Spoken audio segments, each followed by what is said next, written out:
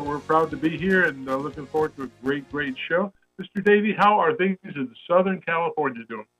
Beautiful, buddy. It's a nice cool day. And by that I mean in the mid to upper 90s.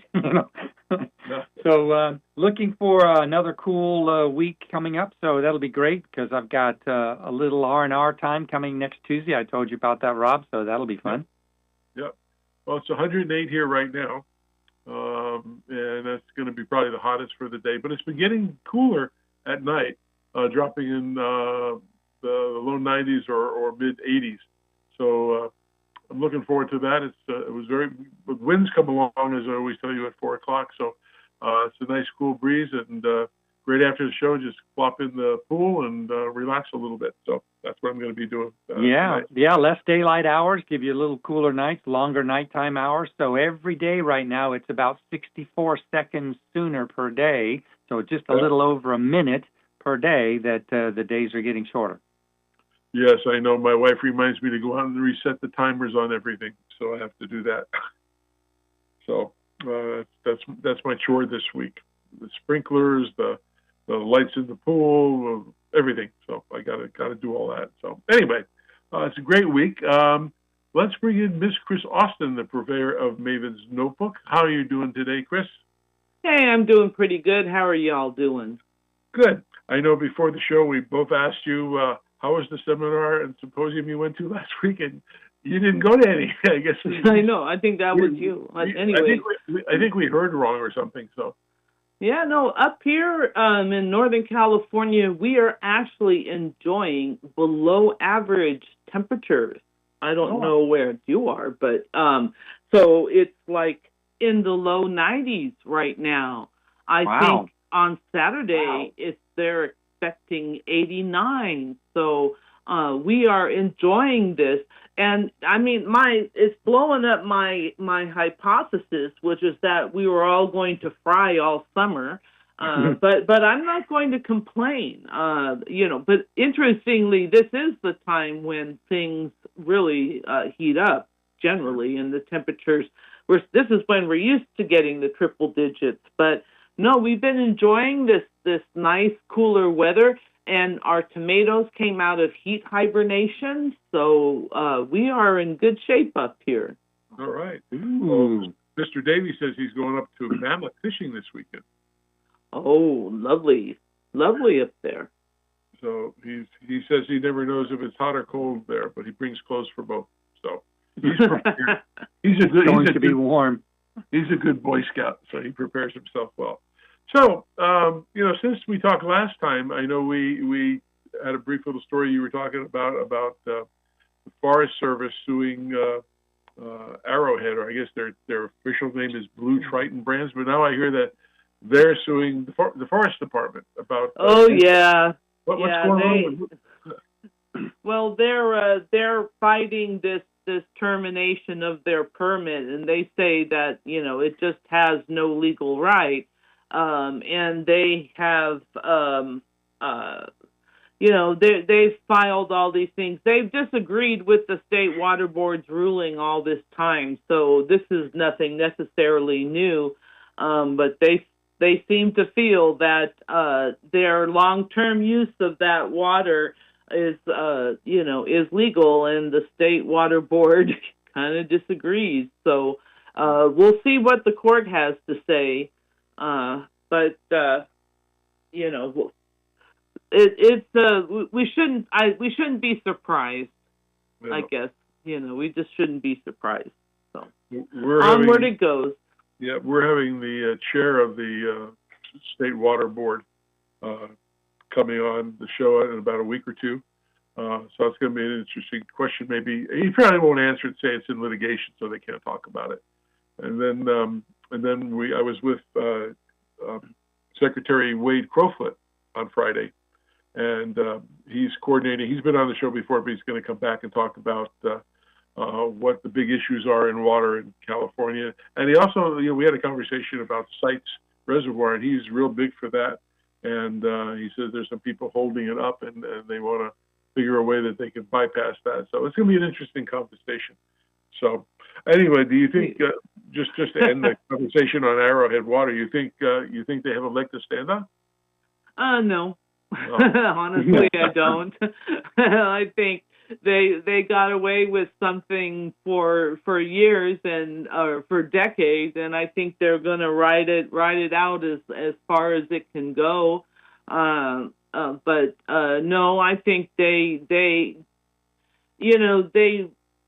up in the mountains there, it's a fractured rock system, it's not like groundwater pumps as much as it's boreholes and sort of sending water down, off in different directions than where it was headed and into pipelines and stuff. And they drilled boreholes all throughout that mountain range to tap this water off this aquifer, and they didn't have permits for that.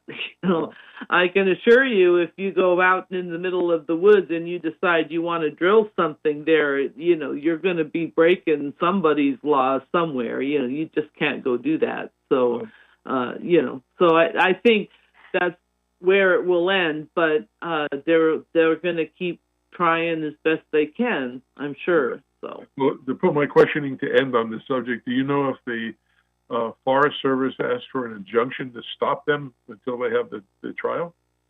Or they're I don't know. I think they were told to do it right away, but I actually don't remember that thing. I'm trying to flip through here. Oh. Okay. So well, I can imagine that it's that they're still pumping, which is why they're going to try and ride it for as long as they can. But yeah, I'm scanning this article and it doesn't say it. So okay, well, no problem. Interesting though. I'll let Mr. Davey jump in and ask some questions. Well, first of all, excuse Rob and I for wrongfully assuming that you were at a conference this week. I don't know where that came from, but that's what we thought. And I think the closest, if you did, because there were several conferences going on last week, and just by geographic proximity, you would have probably been at the Southern Nevada Water Summit. But maybe you can comment on 2 or 3 articles on Maven's Notebook this week about the Colorado River, the health of it, the sustainability. I think there's some good signs coming through that, right? I mean, just a couple of years ago, Lake Mead was at its, record low and all that kind of stuff. And now it's looking a little bit better, and some of the lower states are meeting their or exceeding their water goals ahead of schedule. So what's your comment? Yeah, they had a summit in Southern Nevada, apparently, I'm going to say yesterday, given that all these stories came out today, and where they brought together a lot of the, water managers and leaders throughout the Colorado Basin. And they really, sounds like they tried to strike a hopeful tone, because collaboration is really how we're going to get through this. So, and there's some good news that, the lower basin states are meeting their conservation goals for the Colorado River ahead of schedule. And there's also the news that the Imperial Irrigation District is going to, they always say conserve 700,000 acre feet, but that means that they're not going to take 700,000 acre feet of water. Now, that is a substantial chunk. They have a allocation, I believe, of 3.1 million acre feet, so 700,000 acre feet, that's a pretty significant chunk of water that they're giving up. Now, they're getting paid for that. Sure, yeah. Because this is the way that we're dealing with this on the river right now, is we're paying farmers not to take water, but this is totally non-sustainable. This is not a solution for it. We cannot continue to pay farmers for what Mother Nature just isn't going to give. So we'll see how that one goes, but anyways, they've agreed to conserve this chunk, and that is, getting underway, as we speak. Lake Mead is not as dire as it was last year, and there's been some decent precipitation, so it's up a little higher. So that's good. And so there's a lot of positive things. Although there's also the note that there's still going to be cuts on the Colorado River. This may be not as much, or maybe they don't have to happen right just yet. There is. I think another piece that I took out of this, out of the several articles on the Colorado River, probably out of the commentary sections, to be honest with you, Chris, is so many different parties and so many different people with their own perspective of what's going on there are involved in this. But every article seemed to have a little bit upbeat, a little bit of a proactive view that all of these disparate challenges and folks that are all assembled together are looking to engage. I mean, there's a lot of water rights at stake here that people have protected for years and years, sovereign rights, if you will, Chris. So, I mean, it was encouraging to read that at least there's an air of cooperation. Yes, and the hard part is kind of hammering it out what's going to happen. But the states seem to be sticking at it, I think, because it's going to happen one way or the other. So, it's better to negotiate your solution than to have one imposed on you. Sure. So, that's where they're kind of working towards. But, and I think that they're trying hard to get this wrapped up as soon as they can. Mainly because if there's a change, they're trying to get it done before any change in the administration, which would be like before the end of the year. And that is not a political statement because I don't think that whoever is president can make big decisions on the Colorado River. It's really up to all these negotiating parties. So they're not really worried about who's president, or if there's a change in administration, then that means personnel moves out, gets changed out. Positions sit empty until they're appointed. Those people have to come in and have to get acclimated to whatever it is that they're working on. So it's really, much easier if they could get this wrapped up like in the next couple of months before the end of the year, before any change in administration might happen. So we'll see. Deadlines are great encouragers for negotiation. But these are very painful cuts to make and very hard decisions to make. Yeah, deadlines do make good incentives, don't they, Chris? Yes, they do. Yes, they do. It's just, I do understand the difficulty of the decision, because everyone is going to have to figure out what limb they're going to cut off. It's like if you had to decide, okay, you must lose half an arm or half a leg. Your choice. It's not an easy decision to make. So, but these things have to happen, and there is a great history of cooperation on the Colorado River. I think the history of cooperation there is even better than any cooperation we have within the state, especially with the Delta, which is to say that there isn't much. But the Colorado River states have there's just too much at stake there, and they all understand that they need to sit at the table and they need to get this done. What I found. Go ahead, Rob. Oh, no, go ahead.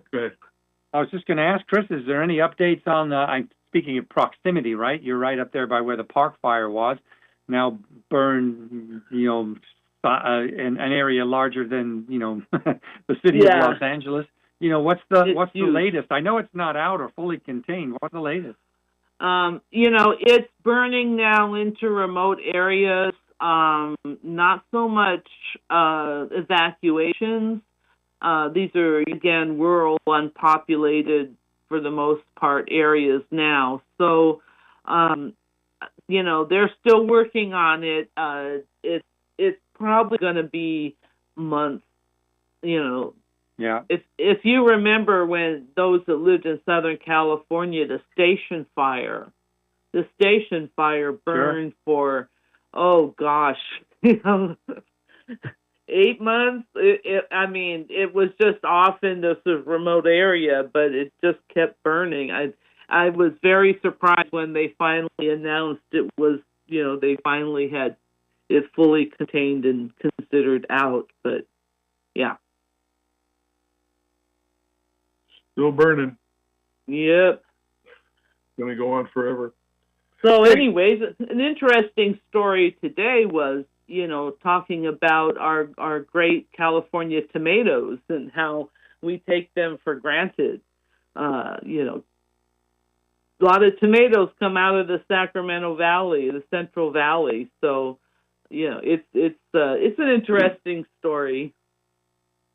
Tell us about because my tomatoes are still in, summer denial or heat denial or whatever you want to call it. No, that's the one part that I don't know, how that's going to work, because when it gets too hot, my tomatoes go into heat hibernation. But yes, no, these tomatoes, farmers, they kind of know what they're doing, and I imagine they're able to do it. Grow 50 tons of tomatoes. It's like, and the productivity is up, and just the techniques that they have for dealing with tomatoes, it's amazing. And this writer that wrote this commentary, he's an advocate for painting the Sacramento water tank red like a tomato. It does kind of look like a tomato on stilts, so Hey, you guys, take a picture. Since you guys grow tomatoes, have you ever seen those little? They're not little; they're like big worms with a horn sticking out. Oh, yes, gross. Yes. Oh, yeah. I haven't seen one here in Arizona yet, but I've seen them when I lived in California. Yeah, we used to, when I lived in Southern California, I used to use beneficial bugs and release them in my garden each year, and I never had to use pesticides, and I never had those hornworms.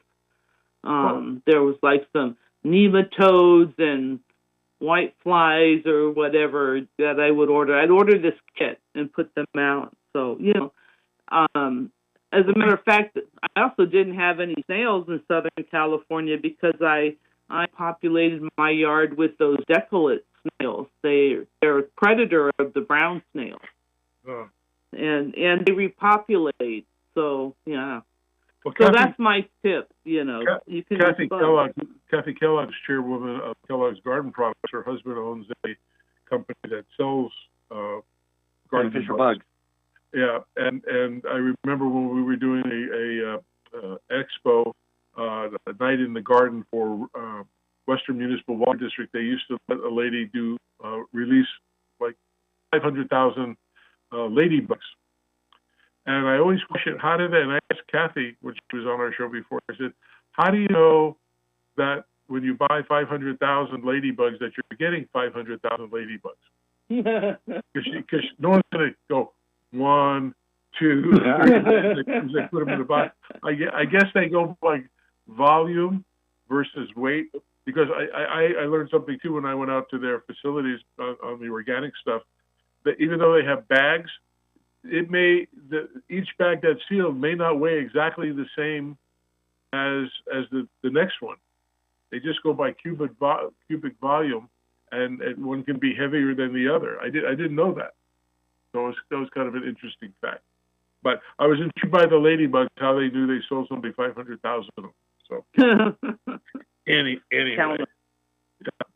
Well, Chris, you have any upcoming seminars to go to next week? No, folks. Okay, we won't ask that on the beginning of the next show. But thank you for being on the show today. We do appreciate it. We got a lot of good laughs out of that. And because Chris, like I said, Chris and I were talking earlier. He said, "Well, which one did she go to?" I don't know. I know she said she's going somewhere. So but we must have heard wrong. Anyway, I guess our age is catching up to us. So anyway, Chris, thank you very much for coming on to the show. We appreciate what you do every single week. For listeners, I always say this, I'm going to keep repeating it. If you want to know the best water news, go to www.mavensnotebook.com, become a subscriber, get your information every morning on your choice of laptop or phone or whatever. And you can also be a sponsor as well, and that would be greatly appreciated by Chris. And for all the work that she does, and again, I don't know how she does it, but it's amazing. So, Chris, thank you very much, and we do appreciate you every week. All right. Good evening, everyone. Have a great week, Chris. Good evening. All right, we're going to take a little short break, and then we'll be back with our featured guest all the way from Phoenix, Arizona. So stick around. We'll be right back.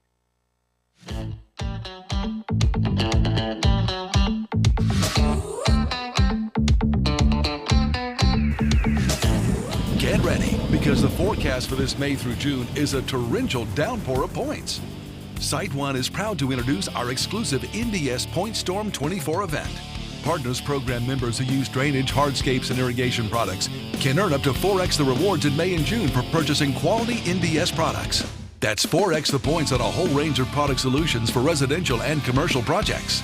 NDS is a leader in water management solutions and is known for superior quality and performance, as well as ease of installation and extreme durability.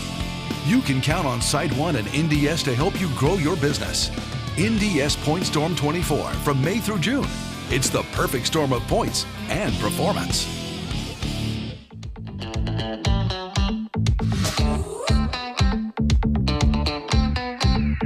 All right, welcome back to the second half of the Water Zone Show. I'm Rob Starlong with your other host, Mr. Chris Davey, and we have a really special featured guest today, and I'm very excited to have this person on the show. Her name is Cynthia Campbell, and she's the Water Resource Management Advisor for the City of Phoenix, where she plays a critical role in managing the city's water resource portfolio and advises on policy issues relating to water resource planning and strategy.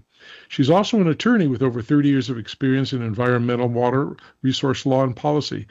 She's represented local, county, and state government in Arizona and Illinois, including as an assistant city attorney for the city of Phoenix.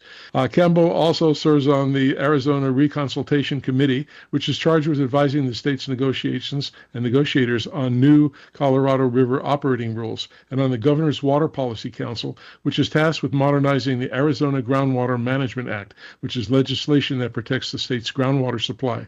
Campbell also holds a Juris Doctorate from Northwestern University School of Law and a bachelor's degree in political science from the University of Illinois at Champaign-Urbana. So welcome to the show, Ms. Campbell. How are you doing today? I'm great. Thank you so much for inviting me. No, we're really excited about this. One of the questions that we'd like to hear, we always like to have the audience kind of be more familiar with you and know your background a little bit, but what kind of migrated you to the water business after being an attorney? That's a great question. When I came out of Northwestern, I don't think I thought of natural resource law as an area of practice per se, but based on the work that I was doing for government, I landed myself in environmental law, and ultimately environmental law when I came to Arizona. Picked up on that with the state of Arizona, and worked for 5 years as the compliance manager at the Department of Environmental Quality. So that put me in my first policy position, and then came to the city of Phoenix as an attorney, but I was the water attorney, the water law attorney. So it's been an expertise that's kind of developed over time, but I really enjoy doing the policy work. It's very rewarding. Yeah, let's go right to where you're at these days, Cynthia. With Phoenix Water. So tell us a little bit about Phoenix Water, maybe a little bit of history and background on those guys, like your customers, how many meters you serve, what's the mix of your customers, things like that. Okay. Well, Phoenix Water has been in business, so to speak, for over 100 years, which for many utilities, urban utilities, is kind of young, but we're a younger city in the United States. We serve 1.7 million water customers in the city of Phoenix, as well as part of Paradise Valley. And we serve about 2.5 million wastewater customers on a more regional basis as we operate the regional wastewater treatment plant here in the city of Phoenix for our sister cities around the metro area. We have, I would say our customer base is historically and still today primarily residential. It's probably over 70% residential accounts, although it is a rapidly developing commercial and industrial account. Arizona has been privileged to be chosen for an expanded semiconductor and advanced technology sector. And so we're growing in that area. And so our customer base is growing as well in that area and changing. So where do you get your water from? Meaning the Phoenix Me water? personally? No, Phoenix water. Oh, where does Phoenix? I was going to say, I get my water from Phoenix water. Phoenix gets its water. It has what we call a diverse and robust portfolio. And that was really important because we are in the desert Southwest to have a large portfolio. Our portfolio is comprised of water that comes from the local Salt and Verde rivers, which is our local watershed just to the northeast of Phoenix in the mountains, the White Mountains. We also get, that's about 58% of the water that goes into our tap. About 40% of the water that goes into our tap comes from the Colorado River through the Central Arizona Project, which is a 336-mile canal that begins at Lake Havasu and runs all the way uphill to Tucson, Arizona, south of us. We also are sitting on a fairly large groundwater deposit, I guess you could say, of which we use very little. Phoenix only uses about 2% groundwater in its mix of water resources for its customers on an annual basis. I know out in the western part of Arizona near Buckeye, south of Buckeye, they're pretty big in farming, and I know they have a lot of salinity in the water. So that's going to be different than what you're going to find in metropolitan areas. Is that correct? To some extent, that's true. There's a reason that the Salt River is called the Salt River. So we do deal with higher levels of salinity than many areas of the country, but it's just part of our treatment process.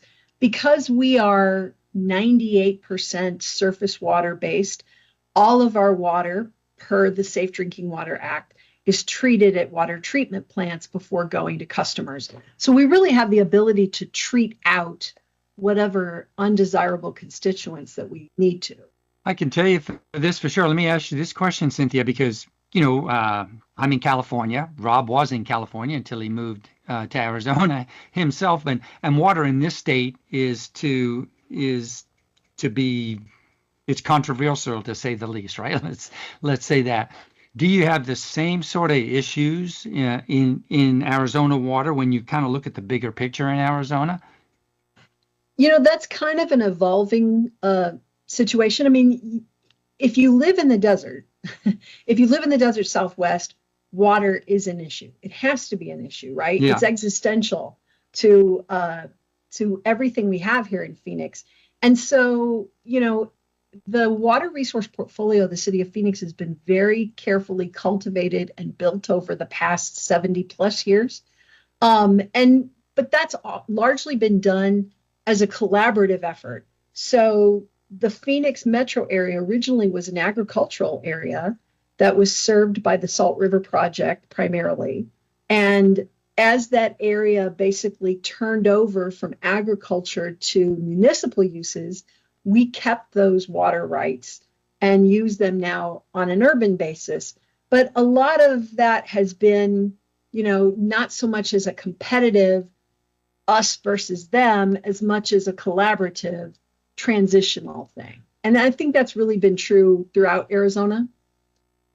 Just as a quick follow-up question to that then, because, just looking at what the current supply looks like, how you're doing. I know that all the states in the Southwest were affected by drought and other issues in the past few years, especially California's had a couple of wet years in a row. So, we're kind of feeling a little bit of relief right now. Does the same apply for Arizona? Are you still in a water stress situation, or how would you best describe that? Sure. We're in year 24 of a 24-year drought, which we consider to be a millennial drought. Yeah. It is the most significant drought that has been experienced in the Colorado River Basin based on 1,200 years of tree ring records, which is as far back as they go. This is the worst conditions that we've seen over this similar period of time. At this point, it almost becomes a little bit of a conversation about whether to call it a drought. Is it drought or is it climate change? And I would tend to subscribe a little more to the latter. I think that we're in the bullseye of climate change here in Phoenix. Do you think, I know when people talk of climate change, Earth over thousands of years has rotated around from a drought condition to a non-drought condition and so forth. Do you think that's going to continue to be that way? So for right now, and maybe in the near term future, we're going to keep seeing what we do, but then eventually, maybe in 50 years or 100 years, it's going to change back to what it was. And I know we get scientists on all the time, and they both give, the ones who come on, one says one thing, one says the other. And I do believe both of them, both type people, because they bring some facts with them that's believable. How do you see that? Well, I'm definitely not a climate scientist, and so I would not have the expertise to be able to answer that question from my own education and experience. Having said that, I would say this. Whether or not it's a man-made climate change that can't be reversed or could only be reversed with fundamental changes with the way people use fossil fuels, or it is truly just a very long-term cyclical event in climate, either way, we are now at a point in Arizona where we have been impacted to the point, especially on the Colorado River, I would say the whole Colorado River has been impacted to the point where we have to make significant adaptations to the way that we've used that river for the past 100 years. So in my mind, it doesn't really matter what caused it or whether it will turn around over time. But right now, it is significant enough to force a very significant adaptation. And climate scientists do tell us that there is no indication today that it's going to change back anytime soon. That's probably true. How do you see the drought in the Colorado River affected water allocations in your district? I mean, did you do some special things about it, or what do you do for education to the public and so forth? So I find that that's the most important thing with water right now is people understanding what's happening and get the education for it. Right.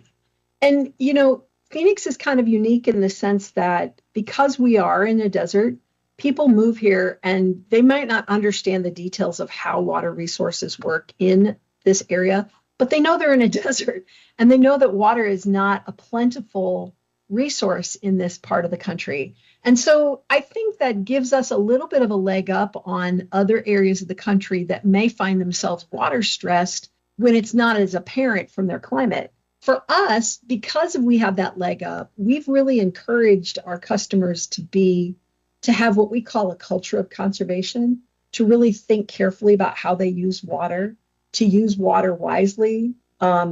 We have over 50 plus years of conservation activities, encouraging people to have landscapes that are more temperate, more adaptable, and in line with the desert environment, etc. I mean, I think the days when Phoenix was originally more populated, the big population boom that occurred post World War II, that really kind of painted Phoenix as somehow some type of tropical oasis in the middle of the desert.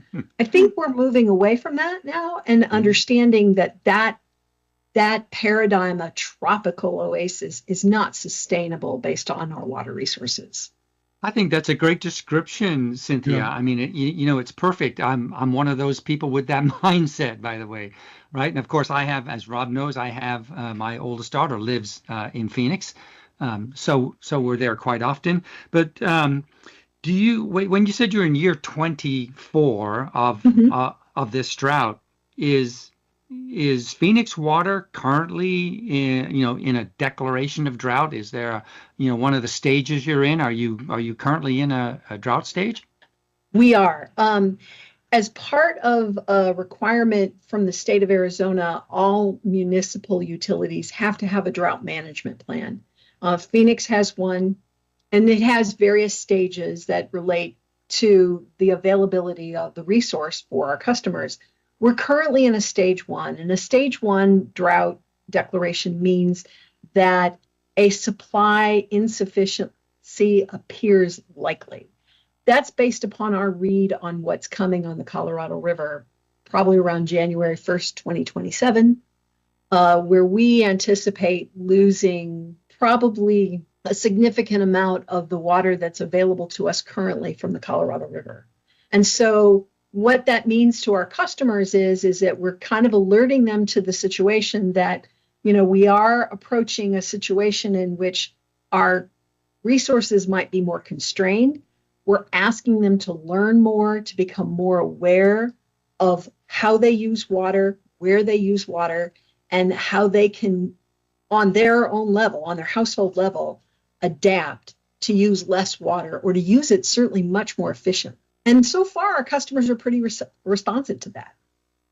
I know, Robert, excuse me, I'm just going to do a real quick uptake on this because I know, Rob, you're going to talk about rate structures and conservation in just a little bit. But from your comment that says, your customers are kind of aware of what's going on and they're helping. How much of your constituents are ag, for farming and things like that? Is that still a large part of your customer base or consumption wise, I guess? No.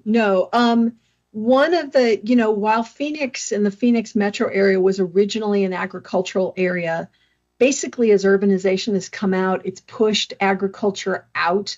And that was kind of expanded under the Groundwater Management Act, which basically, if you look at the Groundwater Management Act, it kind of looks at it as a policy thing that you really can't have large cities and agriculture exist on the same limited groundwater resource, not in Arizona. And so I think there was a recognition of that and an effort to kind of naturally move agriculture out of the urban areas. So in the Phoenix water service area, and for the city of Phoenix, we don't serve any agricultural customers. What about commercial or industrial manufacturing? How about that? Is that a pretty good, segment of your what you provide? So it's about 30% of our customer base today. As I said earlier, that's kind of expanding a little bit. But yes, we do have commercial and industrial customers as well. No, I went and participated in some discussions with the California State Water Resources Board, where they just passed a ruling that they want to be California make conservation a way of life, and they want to get down to 35 gallons per day per capita to people. Is that something Phoenix is looking at? I wouldn't say that we're looking at that specific metric, but we have for years basically pushed our customers to consider conservation as a way of life. And I think our customers have been responsive to that.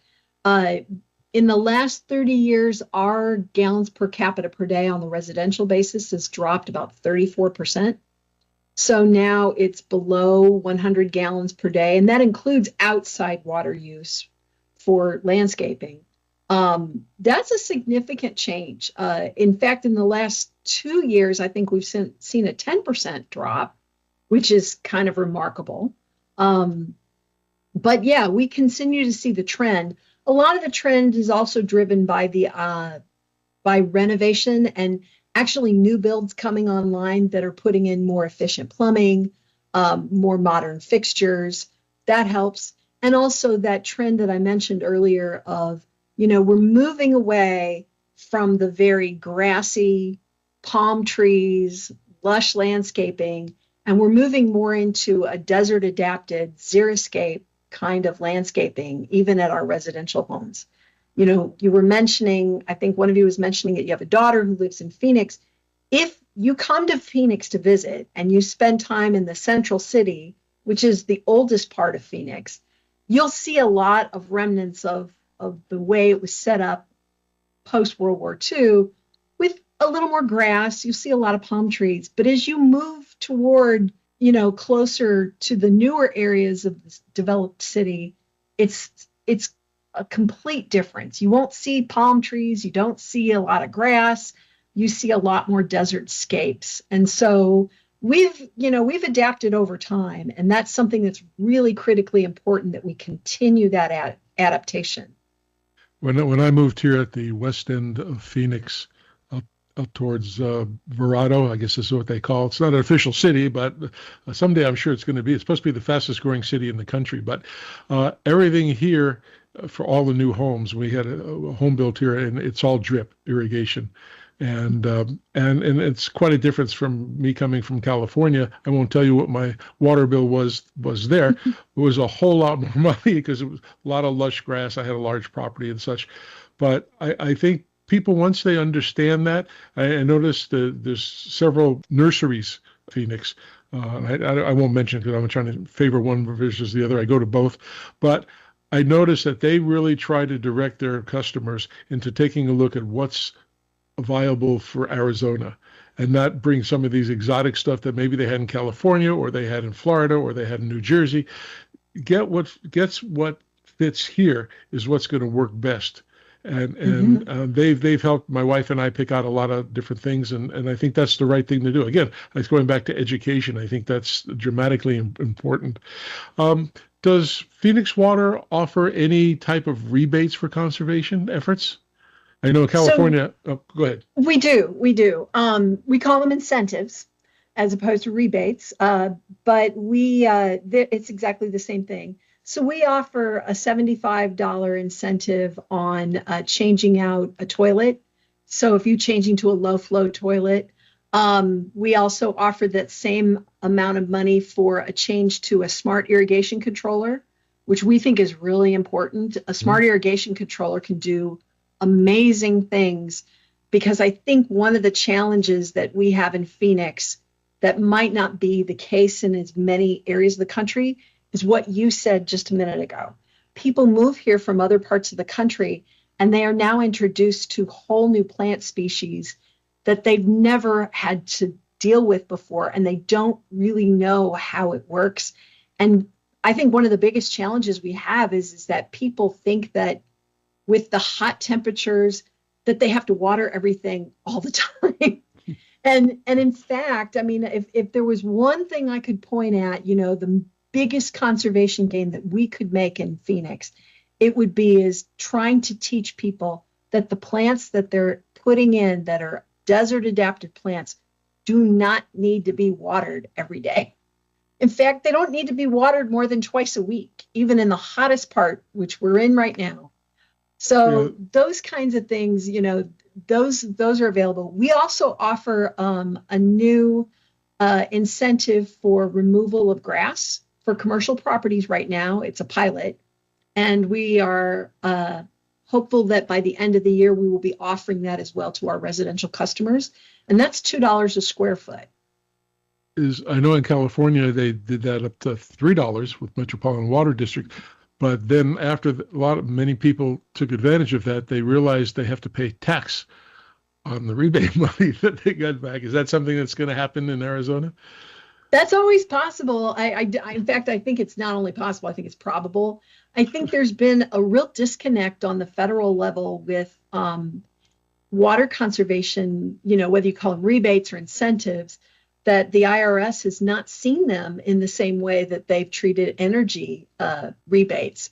And that's really, that's something that a lot of the utilities in the West have been really trying hard to get a change, either by congressional action or just a letter ruling from the IRS. And so far we've been unsuccessful, but I think that's something really important that we need to think about. Yeah, a lot of citizens in California were really upset. They had large properties, took out lots of things, got great rebate check, but then they found out, hey, you owe some money to the IRS. So that wasn't a great thing for them. I have a favorite question, but I'm going to let Chris do it because we try to alternate the questions, and this one's my favorite question I like to ask of everybody. Go ahead, Chris. I'm going to sneak one in on you, Rob, as I do this because I want. Sorry, buddy. I want to ask Cynthia about how how do you approach your customers? How do you get to your customers and let them know about all the stuff? Do you have education outreach programs that that are viable, and how do they do? Are you successful with them? You're touching on something that can be very challenging, right? Sure. I mean, in an average person's daily life, right? They turn on the faucet, they flush the toilet, they watch their sprinklers or their drip irrigation run, and they don't think about it necessarily. We want them to think about it. And so we've done a lot of advertising campaigns to try to encourage people. There's obviously bill inserts. We've held town halls when the drought situation started to get more serious, and we declared the stage 1 drought alert. You know, everything that we can do, we're trying to do, and we're always open to new ways. But it is challenging, I won't lie. I mean, and it is hard to get people's attention. And there's a lot of messaging out there that I don't want to say it's contradictory, but it's not always as clear cut. And people want to know what they can do. So giving them concrete answers is real important to us. Yeah, it's tough. People don't realize, well, I'll ask you this question here. So when you go get gas at the gas station, you're at the pump, you have the nozzle in your car, and you put it in and you press the little gear thing, and you can see how much it's costing you instantaneously. Is there a program, or do you have something that a customer can go online and see immediately what their usage is per day? Some states have that. I don't know if you have that. No, unfortunately, we don't. That would require advanced meters. We are working toward putting in advanced meters, basically as meters age out or new meters are more smart. Some people call them smart meters. We're getting that technology. It just takes time. If we were to basically convert the entire city with smart meters, it would probably cause an increase in our rates just to do that. Yeah. But you're right. People are getting more and more interested in having more data, more information. We've tried to give people information on a quarterly level as to like where their usage compares to similar houses in their neighborhood. And that's been helpful as well. But yes, that it's something that we're working on. Oh. Well, you are, as I said before the show started, I called you a wow woman, a woman of water, and I appreciate that. So let's just say Governor Hobbs decides that she's going to dub you the czar of water. I think you could. I think you would be really good. I'd vote for you. I can vote for you now because I live here. What do you believe would be the top 3 issues that must be addressed immediately having to deal with water, whether it's infrastructure or rates or whatever? Ooh, okay. I loved this question. I'm excited about this question. On the statewide level. So not all of these apply to Phoenix. So I would say the number one thing is we need some system of groundwater management outside of what we call the active management areas. The 1980 Groundwater Management Act created active management areas only in the urban areas of Arizona. So the rural areas are completely unregulated in terms of the use of groundwater. And now, unfortunately, 40 years later, it's really starting to show as a problem. So we need a system of groundwater management in rural areas.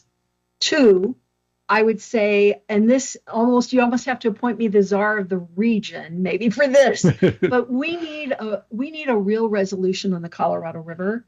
The Colorado River simply does not produce the amount of water that people use in the 40 million people use of it. And there is no definitive answer to how to solve that problem. And a lot of the negotiations that are currently going on, et cetera, are short-term solutions, hope for the best. And I just don't think that that's the right way to do it. I think we need a more comprehensive view on how to approach how much the river actually yields every year. So that's 2. And 3, and this is a little bit wonky, but in Arizona, we do not have adjudication of our water rights. It's hard to believe. Most states do. We have been in litigation as a state, basically, for 50 years, trying to adjudicate our water rights and establish who has what and what priority do they have versus anybody else who uses the same resource. We don't have that. And that poses a significant problem when you start talking about trying to figure out how to make adaptations in shortfall. How about infrastructure? Any soup? You said 100 years is the aging of the pipes lead, or is that going to be an issue in the future? It can be if we don't keep up with it. One of the things that Phoenix Water takes great pride in is that we try to keep our rate base and our structure such that we are averaging out 70 years or less on these pipes. And we're methodically replacing them as opposed to waiting until they break. Because in the desert, we can't afford to wait for breaks and splits. It does happen. It's absolutely happens. But by keeping that infrastructure maintained, we can try to prevent water loss, which, by the way, in Arizona, in the urban areas, our water loss by law has to be less than 10%, which in some parts of the country is unheard of. Yep. So we're already holding ourselves to a very high standard. We can't possibly meet that if we're not keeping up with our infrastructure. Well, great answer. Great answer to that question. So we thank you very much for coming on the show and enlightening our listeners about what Phoenix Water does. You're amazing. I can listen to you for hours and talk about lots of stuff with you, but we only got so much time before we have to turn it back over to NBC News because the news hour, they're bigger than we are. So we have to say yes to, we'll give up the show and they can do their news and we can come back to follow and we can do it again. So we do appreciate it. Chris, any words from you? No, Cynthia, thanks so much for giving us this outlook and this insight as to what's happening in Phoenix Water.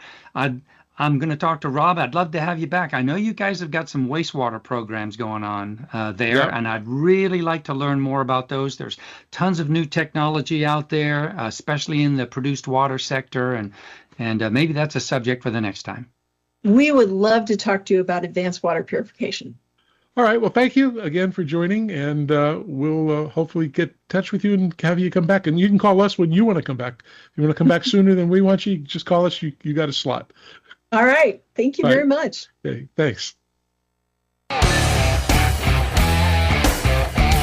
Oh, it's pretty interesting, Chris. That was a great segment, for sure, wasn't it, buddy? Yeah, definitely want to have her back and talk about the wastewater treatment. That could be a big deal going on around here, and it's happening all over the country right now. Produced water and stuff. And just to remind some of our listeners about two upcoming expos. One is the Water Smart Innovation, which takes place in Las Vegas. These are September 24th through 26th. Got a lot of vendors there for the trade show portion. A lot of good papers being presented on all kinds of technology and things that are happening in that. And then we also have the Irrigation Association, which is going to happen. And that's in November. The dates are 4th through the 7th, and that's going to be in Long Beach, California.